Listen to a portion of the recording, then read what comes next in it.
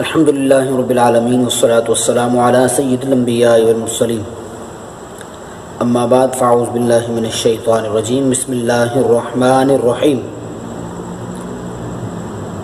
آج قربانی کے فضائل کے بعد قربانی کے مسائل کے حوالے سے جو ضروری اور اہم مسائل ہیں وہ آپ احباب کے گوش گزار کیے جاتے ہیں۔ قربانی کی تعریف کیا ہے؟ فرمایا ہے ذبح حیوان مخصوص بنیت القربت فی وقت مخصوص، مخصوص جانور کو مخصوص وقت میں قربت کی نیت سے ذبح کرنا قربانی کہلاتا ہے۔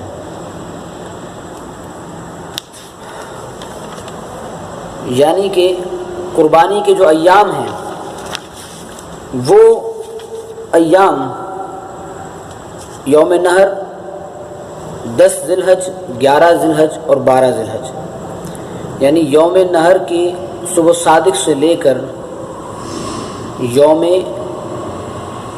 12 ذی الحج تک عصر تک، یعنی غروب آفتاب سے پہلے وقت قربانی ہے۔ شرائط وجوب قربانی کیا ہے؟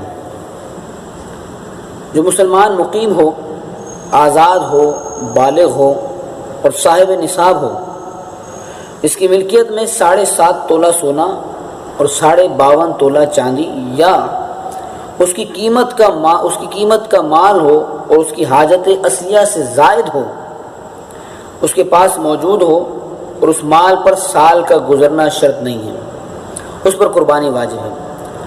ایک چیز قابل توجہ ہے، وہ یہ ہے کہ زکوٰۃ کے لیے صاحب نصاب ہونا اور صاحب نصاب ہونے والا شخص جس کے پاس 7.5 تولہ سونا یا 52.5 تولہ چاندی موجود ہے یا اتنی مالیت کا مال موجود ہے، اس پر سال کا گزرنا شرط ہے۔ لیکن قربانی کا مسئلہ اس سے کچھ مختلف یوں ہے کہ قربانی کرنے والے پر اگر وہ 7.5 تولہ سونا، 52.5 تولہ چاندی یا اتنی مالیت کا اس کے پاس مال موجود ہے یا قیمت موجود ہے تو اس پر سال کا گزرنا شرط نہیں ہے۔ مثال کے طور پر 9 ذی الحج کو اگر کسی شخص کے پاس مال نہیں تھا اور 10 ذی الحج کو اس کے پاس رقم آ گئی اور وہ صاحب نصاب ہو گیا، اور آج کے دور میں اگر یوں کہا جائے کہ 60 یا 65 ہزار روپے قریباً جس کے پاس موجود ہوں وہ صاحب نصاب کہلائے گا، تو اس شخص پر قربانی کرنا واجب ہوگی۔ نمبر 2، غیر مسلم مسافر، غلام، بچے اور فقیر پر قربانی کرنا واجب نہیں ہے۔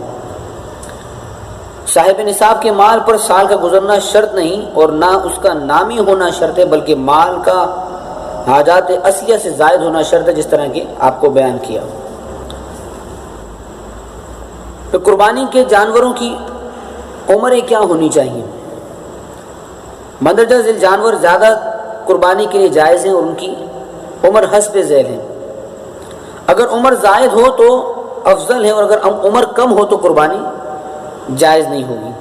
یعنی مثال کے طور پر اونٹ یا اونٹنی 5 سال کی ہونی چاہیے، گائے، بیل، بھینسا یہ 2 سال کے ہونے چاہیے، بکرا اور بکری یہ 1 سال کا ہونا چاہیے، بھیڑ، دمبا یہ اگر 6 ماہ کے بصورت توانا، یعنی اگر اسے 1 سال کے جانوروں میں کھڑا کر دیا جائے تو وہ سال بھر کا لگنے لگے۔ خصی جانور کی قربانی سنت ثابت ہے، کیونکہ یہ تاجروں کے نزدیک تمام جانوروں سے زیادہ طاقتور ہے۔ اونٹ یا اونٹنی 5 سال سے کم ہوگی تو قربانی جائز نہیں ہوگی۔ گائے، بیل، بھینسا 2 سال سے کم کے ہوگے تو قربانی نہیں ہوگی۔ بکرا، بکری، دمبا 1 سال، اور جس دمبے کو بتایا کہ 6 ماہ کا اگر ہو اور 1 سال والوں کے درمیان کھڑا کر دیا جائے تو اس کی قربانی جائز ہوگی۔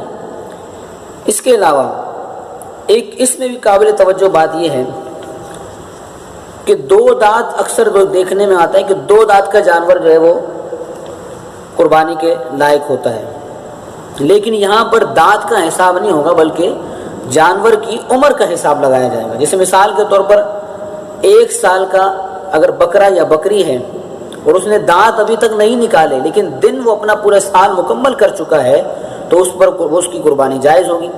اسی طرح اگر بیل، بھینسا، بھینس، گائے وغیرہ 2 سال کی مکمل ہو چکی اور ان جانوروں نے دانت نہیں نکالے ہیں تو پھر اس صورت میں بھی ان کی قربانی جائز ہوگی۔ اسی طرح اونٹ اگر 5 سال کا مکمل اپنی عمر پوری کر چکا ہے لیکن دانت ابھی اس نے نہیں نکالے تو پھر اس کی قربانی جائز ہوگی۔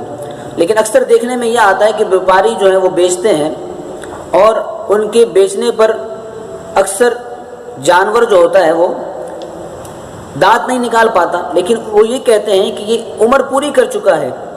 لیکن اگر عمر پوری کر چکا ہے اور وہ اس بات کی گارنٹی دیتے ہیں تو پھر یہ ان کی ایمان پر بات ہے کہ وہ اپنے بیوپار میں سچ بیان کر رہے ہیں یا جھوٹ سے کام لے رہے ہیں۔ اگر سچ بیان کر رہے ہیں تو اس کا اجر ان کو ملے گا، اور لیکن اگر جھوٹ بیان کر رہے ہیں تو پھر اس کا وبال بھی انہی پر ہوگا۔ لیکن علماء کرام یہاں پر فرماتے ہیں کہ احتیاط لازم ہے، قربانی ایک ایسا فریضہ ہے جس کی تسلی و تشفی لازمی ہونی چاہیے۔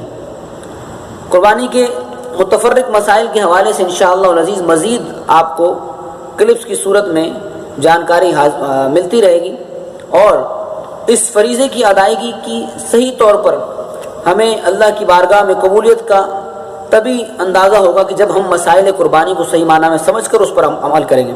انشاءاللہ العزیز اگلے کلپ کے ساتھ ہم آپ کے پاس دوبارہ حاضر ہوں گے، جب تک کے لیے اجازت دیجیے۔ السلام علیکم ورحمۃ اللہ وبرکاتہ۔